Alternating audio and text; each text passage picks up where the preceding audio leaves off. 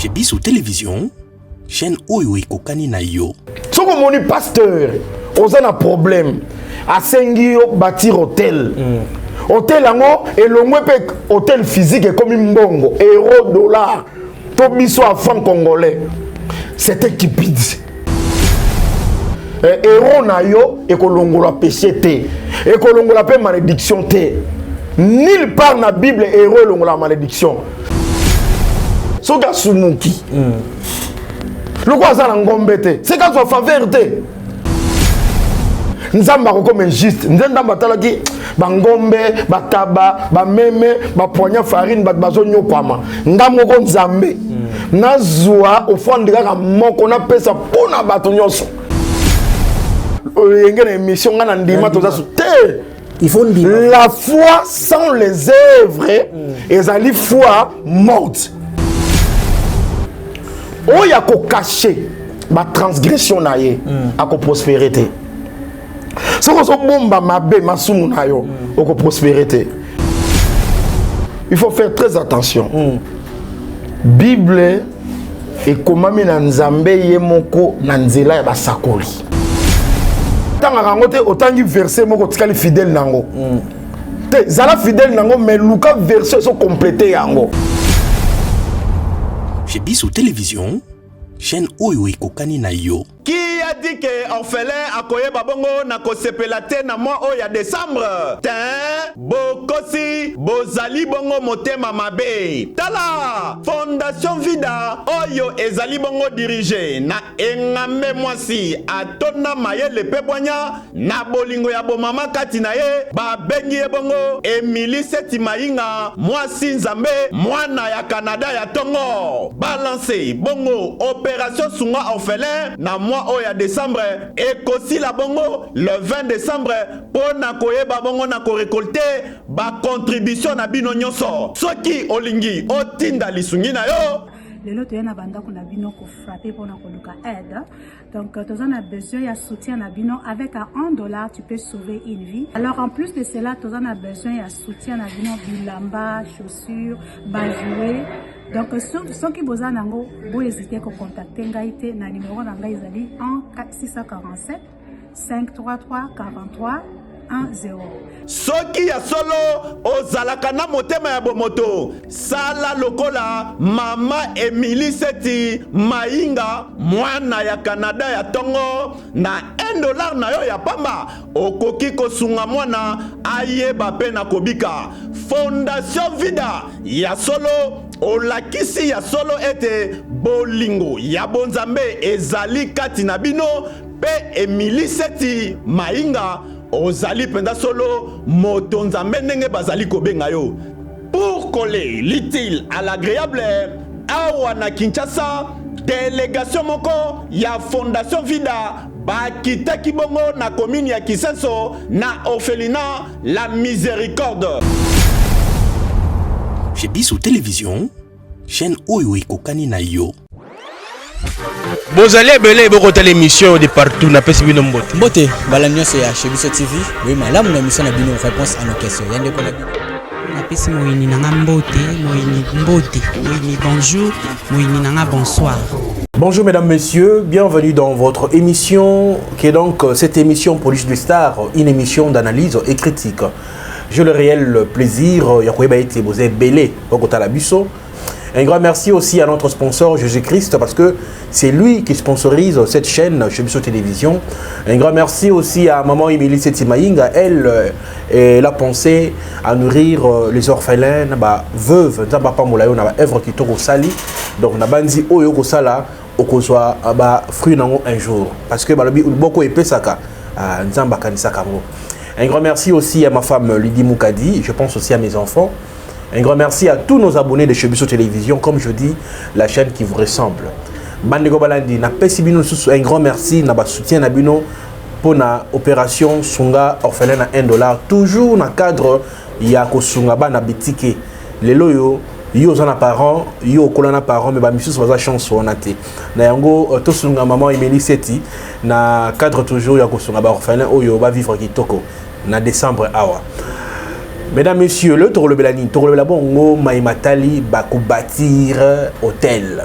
miso ba kotuna ba église comme kaka ceux qui passaient à le belikamote na pasteur na loti ndota mabe topé na loti mari de nuit soko bengi pasteur o biso esengeli o bâtir hôtel to rebate hôtel ngo ezanini to ko mpe moi mingi et comme sujet ya escroquerie et pas pasteur belé il y a moi ça mais la mundimi a imposé à construire hôtel tu vas rater hôtel ngo ya rotonga to hôtel je sais pas.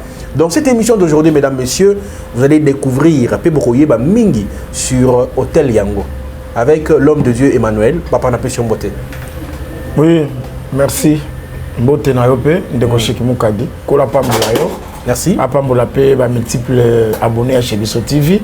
Ndenge ba sepela Kolanda Biso, Kola Pambola ba Mingi. Merci beaucoup l'homme de Dieu. Tout ça net mon message non? La prière. Seigneur Jésus, Topesio merci. Grâce soit accordé biso les sous santé au PC biso totiki émission et bande de kino suka totiki pe ba yo kinyos na maboko na yo c'est la bisongolo pambola chaîne au nom de Christ Jésus amen amen moto nzambe ko bâtir hôtel et comme moyen ko escroquer et comme moyen ko kosa peuple de Dieu to linto yeba hôtel wango nini eloba ekota la Bible lo lenge nini pe elingi koloba nini ya moto kota na mozindo. Merci Ndeko Chic. Je crois la réponse n'a pas trop direct parce que et comme d'actualité le loso qui mundimi azana problème X to Y azana droit qu'on pousse n'est pas pasteur. Très bien. Parce que Bible les OPC là que à se confier et pas serviteur de Dieu parce que les lots nzambe azo sala na kata ba serviteur de Dieu c'est que moi na nzambe azana raison parole PC nzela na problème soit cause à nango à consulter un homme de Dieu mais le azo sala passi motoyer na passi pour consulter yo et comme il là il faut d'abord nos conditions pour résoudre problème à moi na nzambe à bâtir hôtel. Hôtel ango eza les locaux bâtir eza nini eza ko pesa mbongo. Ozo mbongo ocha na enveloppe pour que la délivrance et pesa melayo. Ça fait mal. Ça fait mal. Ya nga na zo ba ke musalo tozo ke nango wapi. Voilà. Est-ce que ça musalo penza nzambe moko bengi ou bien batu ba koti kop. Donc ça fait mal. Peso sala soni. Mais mon nzambe est-ce que maté comme ya côté kama topé c'est ça papa premièrement les kambo ya hôtel parce que tous na boso batu belé tous na liboso ya 129 000 abonnés ya Chebiso TV. Voilà. Donc c'est quand même total isabango que hôtel eza elobeli ya ancienne alliance. OK. Parce que batu sengel bayeba toza na ba alliance mibale. Expliquez-nous. Oui, bazobenga Ancien Testament, na Nouveau Testament. Nouveau Testament. Quelle est la différence entre? La différence est ali que l'Ancien Testament nzambe azali ko sala na nzela ba sakoli. Mais la Nouvelle Alliance, lokola Ancienne Alliance et kokaki ko sauveté. Kuna na Ancienne Alliance le koneza ko salama nzambe a tchaki musala naye o bazobenga sacerdoce nde sika sengaki hôtel ezala bati pour likolo hôtel on a ba tchaka bambeka bana ya Israël bazwaka faveur pa nzambe pe bazala ka béni à partir hôtel wana. OK. Même avant loi ya Sinaï Jacob a tonga hôtel pour Nzambe. C'est-à-dire, hôtel les alliés image d'adoration. Dans l'ancienne alliance, les alliés motoso qui alliés à adorer Panzambe, à bâtir hôtel. À Zwini à Mambeka, à Tchel Kole Tumbelo wana, à Tumbi, pour naye Nzambe à agréer. C'est qu'à peso offrande wana et Panzambe. Jacob à Salango, Gédéon à Salango, et l'autre wana y kokoma mobeko na Sinaï. Les tabernacles des acquis construits pour que Bana ya Israël bayaka ko rendre culte à l'honneur de l'Éternel.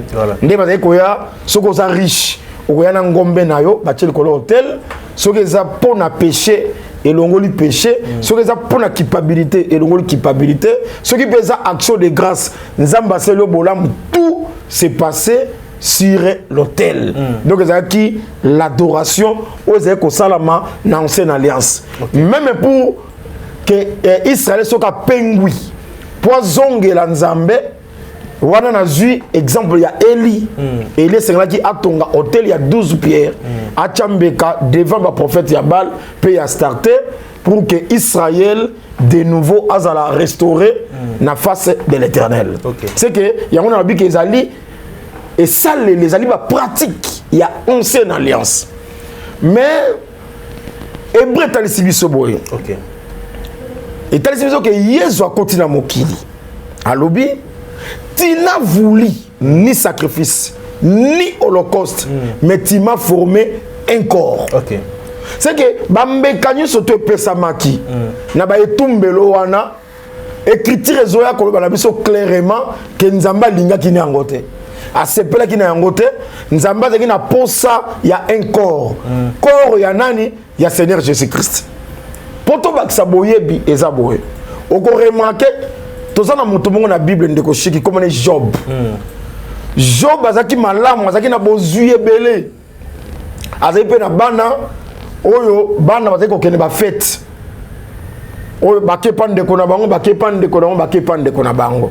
Mais Job a milobela ki alobi ke Job a milobela alobi ke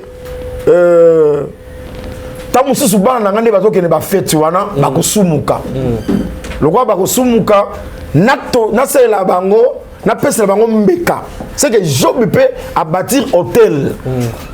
Pour nani soki bana na ye basali mabunga mbeka wana effacer mbeba ya bana basali. Mokomona ke mbeka o Job achaki. Plus tard bazo ko bisa Job ke bana no bakufi.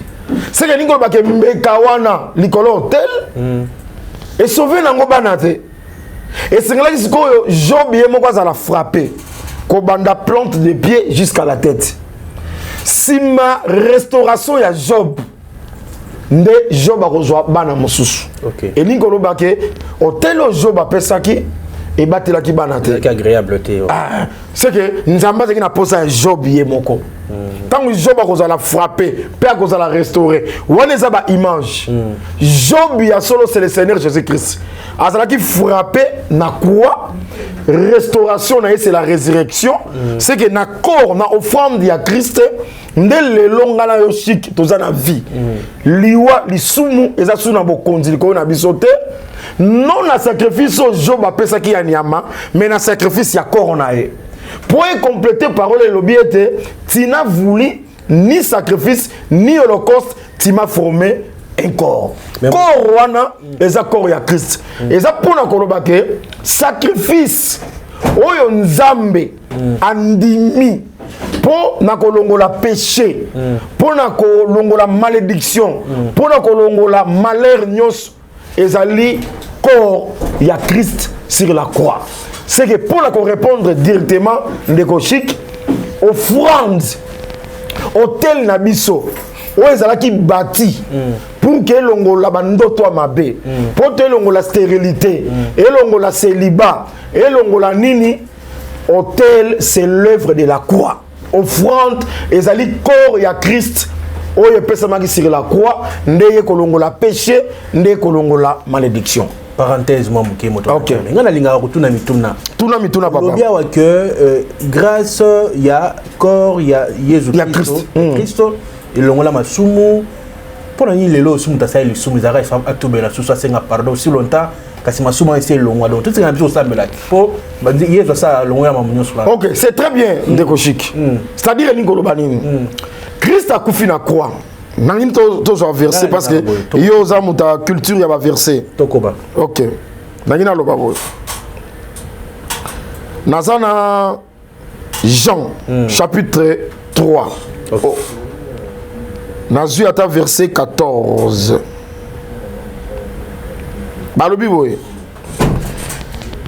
Et comme Moïse éleva les serpents dans le désert, il faut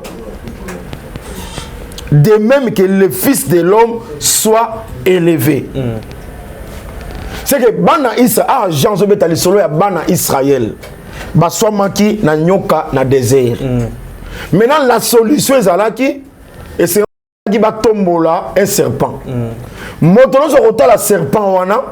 Ceux qui venaient mortels et en a katinaye.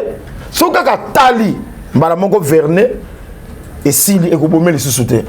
C'est quand où Jean récupérait le Kowana à l'obiboé.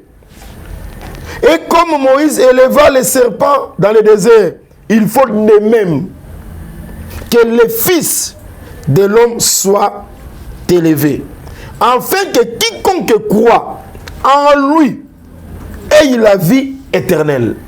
C'est que les lots, moni, bazoroba, ceux qui montent dans les cambo, bâtir hôtel. Mais tout le monde peut, dans l'ancienne alliance dans le désert, bana nyoka baswami, bana Israël baswami na nyoka bamni ko kufa, ba élevé. Mais tant que gens ont récupéré le Koana, il y a zolo baké serpent wana, de même fils de l'homme Seigneur a élevé. Si ceux qui croient na yé, au kufa te, au soit vie éternelle. C'est que quand on dit que venez ya nyoka wana c'était la mort.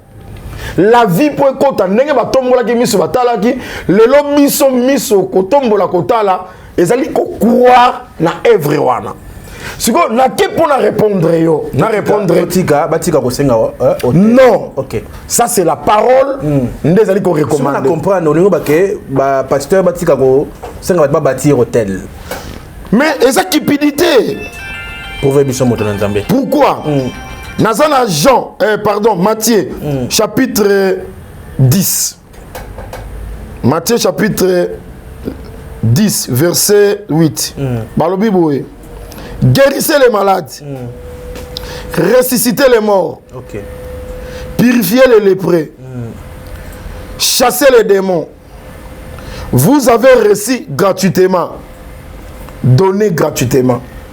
C'est pasteur Emmanuel Mtalobi ango. Siko yo mutu na mo ezongi. Qui paye le pasteur? Pasteur Arolia lo lengeni ni kaswabi. Asengate asala nani te. Pasteur Arolia lo lengeni. Tozo koma wana. OK. Tozo koma wana. Avant to koma wana. Na ngina tali sabato boy. Na zongi na madna ko répondre mutu na yo wana. Na zongi na Jean. Parce que c'est très important, il ne faut pas comprendre dans le cambo. Jean chapitre 3. Tu as dit ça qui est en côté, tu as dit verset 14, il faut qu'il y ait 16. Afin que quiconque croit en lui ait la vie éternelle. Car Dieu a tant aimé le monde qu'il a donné son fils. C'est que fils a commis don. Fils a commis offrande au Nzamba PC. Son fils unique, afin que quiconque croit en lui ne périsse point, mais qu'il y ait la vie éternelle. C'est que Christ a commis offrande au Nzamba Peseli monde entier. Si on peut offrande wana, et ça a effet et pas na yo, problème est comme na niveau na yo croire. Ndima. Ndima. Na fils wana, o yaza offrande. Ndeko chic. Est-ce que celui qui a signé na Zuli Kambo, naza na péché? N'ayez pas pasteur n'a péché. Pasteur a Ebisinga bâtir hôtel. Hôtel en parce que dans Israël, il faut pas comprendre que dans Israël, quand babi baso bâtir hôtel, c'est que na zupenza hôtel, ba bâtir, baso na niama physique, bache, ba tumbeli nzambe. Ba relier après to eziki. Eziki nzamba consommer. Si ko nzamba tala kike, shika koza na ngombe, ngana koza na taba. Mais ndeko aimé à cause de la pas même la poignée farine. Si quoi y est, ce gars soumuki. Le quoi ça l'angombete, c'est quand on faveur te. Nzamba comme injuste. Nzamba talaki, bangombe, bataba, ba meme, ba poignée farine, ba bazonyo kwama. Ngamo ko nzambe. Nazwa au fond de la moko na pesa pona batonyoso. Na mozui, na mozangi. Ce qu'on problème est ali, motonde kaka croire. Pour Moussala wana, et un impact na bo moinaye. C'est pour koloba na bande koboy. So ko moni pasteur, oza na problème. A sengio bâtir hôtel. Hôtel ango et le moins hôtel physique est comme mbongo, euro dollar. To biso à franc congolais. C'était cupide. Au franc donc dollar, au franc de nayo, hein? Euro na yo et kolongola péché te et kolongola pe malédiction te nulle part dans la Bible héros la malédiction. La malédiction, le péché, ils ont ôté na offrande de Moko. Oyo nzamba pesaki na ekulusu corps ya Seigneur Jésus-Christ. Mais la Bible est compliquée. Oui, c'est le deuxième mot. Tu n'as pas à répondre. La Bible est compliquée. Salobi, je suis celui qui ôte les péchés du monde. Il y a Soukola. C'est ça. Et l'ongwe. Mais si koyo, ça lui fait le point. Pour Yesu ça l'on a masum. C'est qu'il fait l'omba kangango. Dieu. Ça na bisonnet ba deni les si wana ba. Très bien. Papa. Ça na bango question moko facile. Ah bon? Dieu a tant aimé le monde. Voilà. Donc pour na bolingo alingi na emoki. Si koyo impact. Il y a œuvre wana ya quoi? Pour comme une influence na yo quoi? Conditions ali. Conditions ali. Quiconque quoi? Voilà. Oh ya kondima. Quand kondima sili. Donc ce qui on ça kondima ne kaka. Kondima zani. La foi vient de ce qu'on attend. Et ce qu'on attend c'est la parole de Christ. Nous avons compris ce thème. Comment troubler? Non non, la foi. Pose à nakondima. Il faut yoka. Et là on yoka. Parole ya Christ. Voilà. C'est que parole ya Christ nego monta kondima kati na yo. Et ko bosa na te kondima na ko bano yo nandima nengo zolo bana ngene émission nga nandima toza su te. Il faut dire la foi sans les œuvres et ali foi morte. C'est que mouto azana foi to ko monango par les œuvres. Les œuvres de la foi c'est la crainte de Dieu. C'est la sanctification. Tant que vous avez basé à batouté, vous avez cupidité, vous avez escroqué, vous avez dit que vous avez la foi. Vous avez dit que j'ai la foi sans les œuvres. Tant que vous avez les œuvres, ce sont des bonnes œuvres.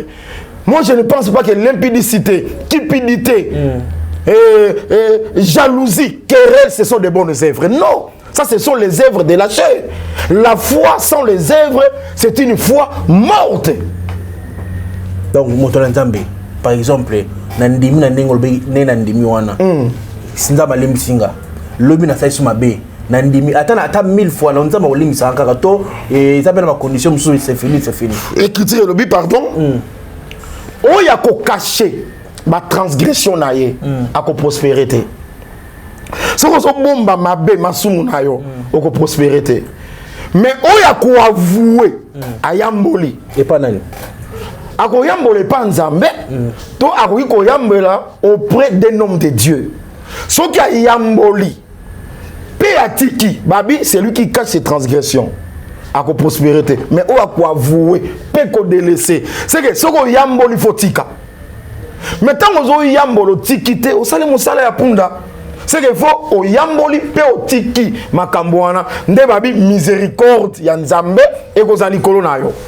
Yango moni femme adultère tango baye na ye pas Jésus Jésus lobi o nana sumukate abamba libanga moto liboso bango nyoso bakimaki Jésus tikali seul na mwasi wana si mwasi wana jungolo mais yoka mama Jésus bisaki mwasi kende parce que moto ko condamner azate ngape na ko condamner yote azui grâce malobaki na mwasi wana kende voilà le Nouveau Testament et ça y intervenir. Ça c'est la grâce. Kende mais kosumuka li susute. Osomona papa chic. Donc biso et l'autre ils ont fait ça passi. Et ça likambo o wana et comme d'actualité et comme mon messano. Il y a qu'on bâtir hôtel et comme mon messano. Il y a un biso to lo baboy. Cher bien-aimé, message. Aux occasions qu'on l'a biso. Très bien. Malédiction d'abord péché na yo. Malédiction na yo. Et ça na hôtel mon déjà bâti par Dieu lui-même. Hôtel wana c'est la croix. Au fond de chama que ça corps ya Christ. Les lorsqu'on qu'on dit musale kulus. Oza suna sa malédiction te. Les lorsqu'on on dit musale kulus. Oza suna se a péché te. Ata papa kanyo na famille, ata gindoga famille, malgré coutume. Mais bango moko ba bi verset, so obunga verset wana, c'est que ça pasteur. Il n'y a pas de condamnation pour tous ceux qui sont en Christ. Ceux qui sont en Christ, condamnation est sous terre.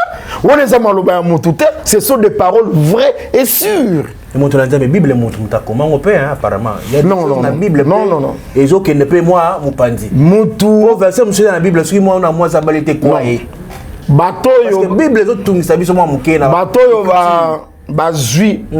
Il faut faire très attention. Bible et comment na nzambe ye moko na nzela ya basakoli. Na lolenge ni moto nante. Wana comme ça sujet na biso to ke ba sujet. C'était parenthèse c'était des rouleaux.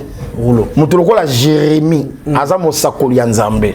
Nyonso nzamba na ekoloba na ya zo komango kalezaka na banini mo bazo bengo ba rouleau.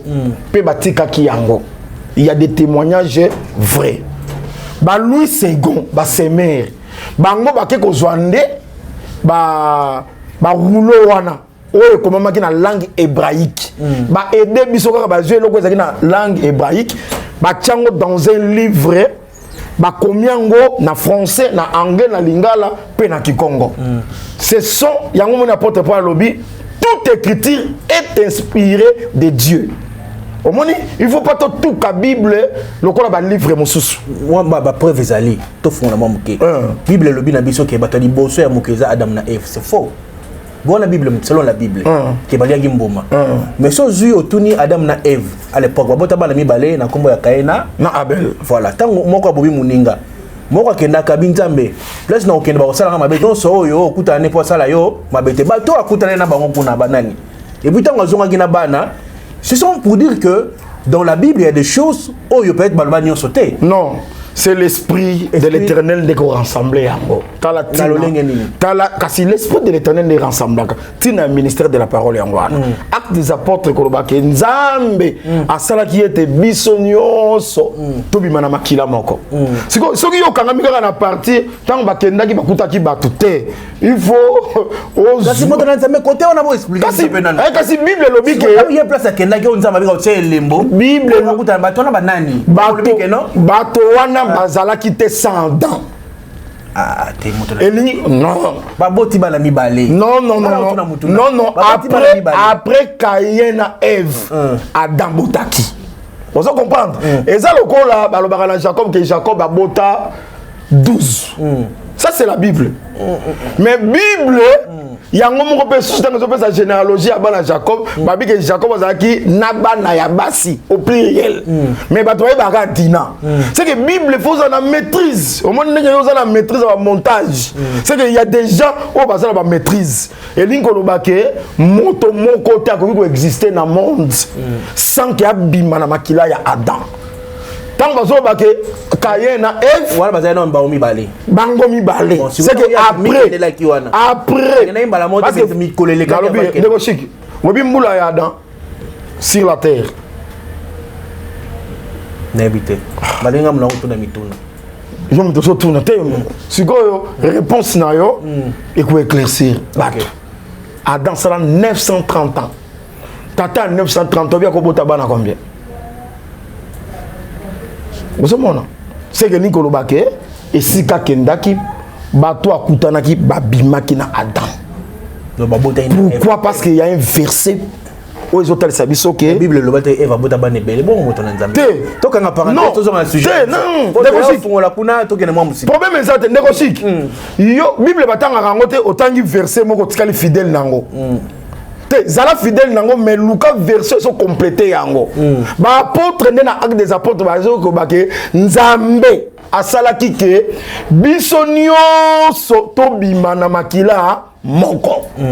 Mais moko version na et parce que lumière que moto akoza la tena se ya monde ozala oza jaune, oza noir, oza rouge sans ko bime pas Adam. C'est la Bible. Donc verset où ils allaient compléter yango ezali. Donc yo longola na idée na yo, les gens ko zo tunanga motuna que nanya sala ki nzambe. Soko bandi déjà ko tuna motuna bongo. Oya obela liboma nana sala ki nzambe. Donc verset zali clair o ba poto wazo ko expliquer biso que nzambe sala ki bato nyonso babima na makila moko. Makila ya nani? Ya Adam. Tozo na omna. Eve azali mère ya humanité, ba mère ya humanité bazami balete. OK, problème exact. Bon, sikoyo Olozai koloba ba pasteur siko ba kolia ndenge nini. Et puis et tout monini nzambe a réservé ba pasteur bazole na sima Très bien. Hôtel. Hôtel, très bien. Demi-touna. Demi-touna. Il y a liboso na bandi et tumbonini. Ba pasteur wana na tchepe na mama ina 20 na za trop ko tchapa maite ngalingi veza bongo. Yo lingi za sec bongo po ba yoka. So les a sec na mama bongo. So les a sec na benga ba voler. Ah d'accord. OK. Mais so na tchepe mama ina 20 na benga ba kipidi. Ah d'accord. Et tumbu nini ekozali likolo na bango et tumbu ekozali likolo na bango ngate mna pesa bango etumbu ngaza nani makambo na so pesa ngate ngate mna ko pesa bango etumbu mais ba fungura ba bible sika bazali bato basengaka ba bâtir ba hôtel wana ndeko chic yo kasi ndinga ngaza po sambongo te non tout na rat na sa pe na po sambongo tout na rapide na sa pe na ndé na za po sa ba dollar naza na posa ndako naza na posa mutu naza na posa elamba mais rego osenga pe indirectement olega nango olobi okosenga pe indirectement ba passer musu ba senga indirectement ba ça répondre na nazo nga natalisa ke exemple ne ba senga ba bengeli soko za pasteur ba établir yo po nzambe dia ko futa yo Zulia Mbongo par rapport on est à répondre à la question de ne pasteur à vivre. Voilà. On se comprendre. Toké dans le Etumbu. Etumbu nini. 1 Corinthiens chapitre 6. Verset 9. 6 verset 9. Et le Bible. Ne savez-vous pas que les injustes n'hériteront point les royaumes de Dieu? Ne vous y trompez pas. Ni les impudiques, ni les idolâtres, ni les adultères, ni les inféminés, ni les infâmes, ni les voleurs. Awa soki na longoli mai na 20. Baza ba voleur. Ni les cupides. Attends, on a tché mai na 20, ce sont des cupides. Ni les ivrognes, ni les outragés, ni les ravisseurs. Baza pe ba ravisseurs parce que bazo botola ya kobotola.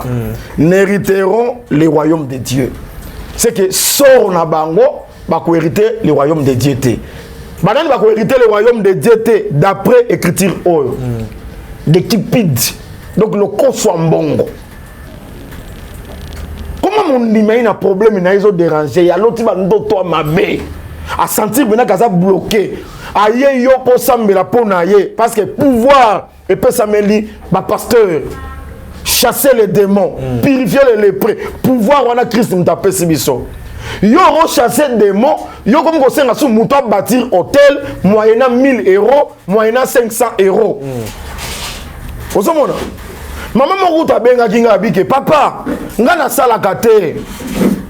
10 000 bapesa kango na revenu na sala kate. Mais pasteur azo exiger nga bâtir hôtel na bi na sala kate.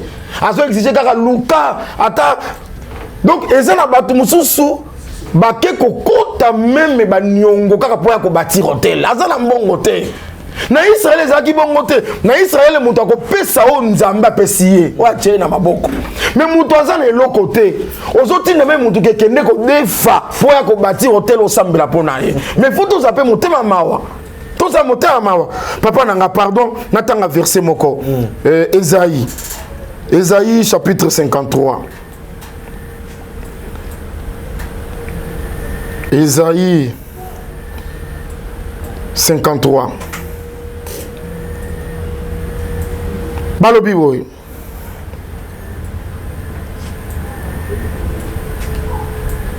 Méprisé, abandonné des hommes, abandonné des hommes, hommes de douleur, habitués à la souffrance, semblable à celui dont on détourne les regards. Nous l'avons dédaigné, mais nous n'avons fait de lui aucun cas. Cependant, ce sont nos souffrances qu'il a portées. C'est de nos douleurs qu'il s'est chargé. Et nous l'avons considéré comme puni, frappé de Dieu, humilié. Mais il était blessé pour nos péchés. Nana a blessé pour nos péchés. Et ça est roté. Et ça dollar. C'est l'homme habitué à la souffrance. C'est le Seigneur Jésus-Christ. Va continuer ma vie. brisé pour nos iniquités. Le châtiment qui nous donne la paix est tombé sur lui. Et c'est par ces maîtrisires que nous sommes guéris. Tous guéris par ces maîtrisires. Le péché. Offrande de Misusu Yokocha. Ndeko chic. Jésus-Christ. Babo kela ke paralytique moko. Tant babo kela paralytique atali abi tes péchés te sont pardonnés. Malamoko ba yuda bazaki wana ba siliki. Atali banga tuni banga belo ni salibino passe. Parce que dans lobby tes péchés te sont pardonnés ou parce que dans lobby que lève-toi, prends ton lit et marche. C'est que ba yuda pona likambo lève-toi, prends ton lit et marche et déranger bangote. Bango eloko déranger bango, tes péchés te sont pardonnés. Bango ba beza blasphème. Nani yango na pouvoir ya ko pardonner les péchés. C'est que pona ba yuda prends ton lit, lève-toi et marche. Ezali kwa muke. Et lo kwa munene ezali pardon ya péché. Ceux qui offrande, ya corps ya Christ. Et le mot du péché, Jean-Baptiste Alobaki, voici l'agneau de Dieu qui ôte les péchés. C'est que avant Jésus-Christ, péché ça qui ôtait. L'agneau, seul agneau, où il a les péchés, et ça, le Seigneur Jésus-Christ. Ce qui péché, pour la Bayouda, quand on a un miracle, oui, ordre et ceux qui ont fond de l'ongo du péché, n'est pas la malédiction. Ceux qui ont fond de l'ongo du péché, n'est pas entre la maladie, malaria, ndoto mabe, au kanami na coutume, na péché. Et là, comme nous les avons, moi je crois que c'est le péché. Comment œuvre ya quoi l'ongo la péché, et zanga makoki, ya l'ongo la moto, na sabila kel mabe. C'est pour dire, bien aimé, bomba héros na yo, bomba dollar na yo, croire na œuvre ya quoi. Lucas est un vrai homme de Dieu. On va établi selon la volonté de Dieu. On va la maîtrise de la parole. Voilà. Baza na posa mbongo. Nzamba celle qui va foutama. Mais ba ko foutama ndenge nini. 1 Corinthiens. C'est que pour répondre à la question peut-être tosilisa. 1 Corinthiens. Pardon, 1 Corinthiens. 1 Corinthiens chapitre 9, verset 13. Et le Bible. Ne savez-vous pas que celui qui remplisse les fonctions sacrées sont nourris par le temple, que ceux qui servent à l'autel, on part à l'autel. De même aussi, le Seigneur a ordonné à ceux qui annoncent l'évangile de vivre de l'évangile. C'est que on va annoncer l'évangile, va vivre l'évangile. Va vivre en exemple, il y a on va nourrir dans le temple. En exemple, il y a oyo on va dans hôtel. On va dans hôtel, on va dans offrande.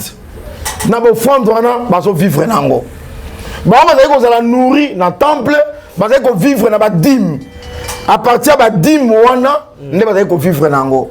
Pasteur Teya Sambela délivrer ma fidèle salam sala lo sambo nzambe akofuta yo na badim pe na action de grâce na ba offrande o bana nzambe bazomema yango lifuti o nzamba pesi yo soko tikali na respect ya parole wana Dieu va te bénir mais yo soko komiko au-delà il y a dîme, action de grâce, offrande. On va bâtir ce hôtel, papa. On est commis la cupidité. Or, ma cupide, ma hérité, les royaumes étaient. Voilà, Modona Nzambe, l'homme de Dieu, on arrive à la fin de cette émission. C'est ça. Mot de la fin pour l'émission Lelo, on a dit Togoya Sousou, où le sujet a bien pour le peuple de Dieu. Ngaï, papa chic, naza libre. Au moment de la zone baboy. Naza guerrier. Nazo battre la flèche dans la moussous. Nabimi signon sauté. Pour baser belé, ne ba rolande mission, monsieur ba tomboka. Na place au tomboka benga papa chic. Aya roleka. Loba ke ngape naza na vie contraire. Ya roleka. Yaka to vandi o démontrer ndenge ni yozoli ya mbongo. Malheureusement banda na ya nazo benga batu bazo yate. O démontrer pe na ba verser. que ko bâtir hôtel eza biblique lelo il faut le bango donc eloko na ko lo bango na soki ba bengi oboya te ba ya tout ça la débat pour ba na nzambe bazwa lumière. Numéro de téléphone l'homme de Dieu, on arrive à la fin. Plus 243 89 14 750 18. Plus 243 89 14 750 18. Bobo Sanater, qu'on s'abonne très massivement. Pasteur Emmanuel Toumba TV. Pasteur Emmanuel Toumba TV. Pasteur on a Katango Past Emmanuel Toumba TV pour s'abonner très massivement. Programme Yalo Sambo, mardi, mercredi, jeudi 16h30, dimanche 8h juste. Tozan adresse Moko, Kingasani Yasuka, avenue Nkoli numéro 7. Kingasani Yasuka, avenue Nkoli numéro 7. Merci. Bah, merci Nabiso, na maman Lydie Moukadi. Voilà. Na offre naye, ezo sunga, ba amebele. Sauvé. Merci beaucoup l'homme de Dieu. Alors mesdames, messieurs, on est arrivé à la fin de cette émission Police des Stars, une émission d'analyse et critique spéciale dédicace à tous nos abonnés. Merci à vous, Nanenge, pour votre confiance. Un grand merci à notre sponsor aussi, Jésus-Christ Nazareth, parce que c'est lui le sponsor numéro 1 de cette chaîne Chebiso Télévision. Un grand merci aussi à maman Émilie Seti Maïnga. Il y a un dimanche à Engambo, il y a un orphelin, il y a un CP, décembre, orphelin, vraiment. Na évité quoi. Donc merci beaucoup maman Émilie Seti Maïnga depuis Canada na initiative qui to kozwa sunga orphelin na $1 bande ko banandi ta la place à kolona yango yo kaka $1 na yo utende maman Émilie Seti Maïnga azu yango po ete to sangisa to toujours récolter nanu na décembre awa to ça la descente na ba orphelin nyonso po ete to sunga ba orphelin na moi quelque chose à relier menandimi et que vous allez belé. Un grand merci aussi à ma femme Lydie Moukadi, merci à mes enfants, merci à tout le monde qui aime bien, tout le monde qui ne cesse de nous appeler pour des remarques, des idées, pour être chaîne haut et évoluer, nous avons Pambola Bino. Ce qui peut y avoir le Bezali, numéro na biso Bezali, wana bobengi biso, toko solo la biso solo la kaka. Un grand merci à Chris pour la prise de vue, merci à Elias, merci à Denis Mosolo, on a bâti mes réalisations et puis montage. Merci na batu balingaka chez Biso Télévision.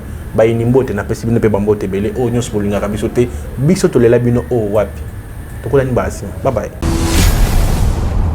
Chez Biso Télévision, chaîne oyo ekokani na yo. Qui a dit que orphelin akoye babongo na kosepela te na mois oya décembre? Tin bokosi bozali bongo motema mabe. Tala Fondation Vida oyo ezali bongo dirigé na engame mwasi atona mayele pebwanya na bolingo ya bomama kati na ye ba bengi ye bongo Émilie Seti Maïnga mwasi nzambe mwana ya Canada ya tongo balancer bongo opération sunga orphelin na mois oya décembre et kosi la bongo le 20 décembre pour na koyeba bongo na ko récolter ba contribution na bino nyonso soki olingi otinda lisungi na yo lelo toyena banda kuna bino ko frapper pour na koluka aide.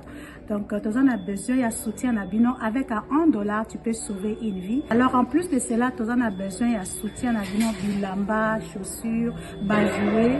Donc ceux qui besoin nango bo hésiter à contacter ngaite na numéro na ngai ezali 647 533 43 10. soki ya solo ozalaka na motema ya bomoto sala lokola mama Émilie Seti Maïnga mwana ya Canada ya tongo na $1 na yo ya pamba okoki kosunga mwana ayeba pe na kobika. Fondation Vida ya solo olakisi ya solo ete bolingo ya bonzambe ezali kati na bino pe Émilie Seti Maïnga ozali penda solo moto nzambe ndenge bazali kobenga yo. Pour coller l'utile à l'agréable awa na Kinshasa délégation moko ya Fondation Vida bakitaki bongo na commune ya Kisenso na orphelinat La Miséricorde. Chez Biso Télévision, chaîne oyo ekokani na yo. Bozali ebele bokota l'émission de partout na pesi bino mbote. Mbote bala nyonso ya Chebiso TV, oui malamu na mission na bino réponse à nos questions. Yande ko na bino. napesi moyini nanga mbote, moyini mbote, moyini bonjour, moyini nanga bonsoir.